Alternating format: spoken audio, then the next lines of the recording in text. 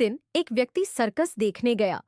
वहां जब वह हाथियों के बाधे के पास से गुजरा तो एक ऐसा दृश्य देखा कि वह हैरान रह गया। उसने देखा कि कुछ विशालकाय हाथियों को मात्र उनके सामने के पैर में रस्सी बांधकर रखा गया है।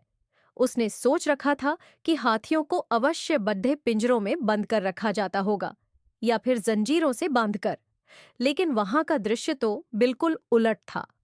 उसने महावत से पूछा, भाई, आप लोगों ने इन हाथियों को बस रस्सी के सहारे बांधकर रखा है, वो भी उनके सामने के पैर को। ये तो इस रस्सी को तो बड्ढे ही आराम से तोड़ डाच सकते हैं। मैं हैरान हूं कि ये इसे तोड़ डाच क्यों नहीं रहे। महावत ने उसे बताया, ये हाथी जब छोटे थे तब से ही हम उसे इतनी ही मोटी रस्सी से बांधते आ रहे हैं। उस समय इन्होंने रस्सी तोड़ने की बहुत कोशिश की, लेकिन ये छोटे थे, इसीलिए रस्सी को तोड़ पाना इनके सामर्थ्य के बाहर था। वे रस्सी तोड़ नहीं पाए और ये मान लिया कि रस्सी इतनी मजबूत है कि वे उसे नहीं तोड़ सकते।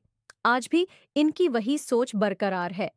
इन्हें आज भी लगता है कि ये रस्सी नहीं तोड़ ही पाएंगे, इसलिए ये प्रयास भी नहीं करते। यह सुनकर वह व्यक्ति अवाक रह गया।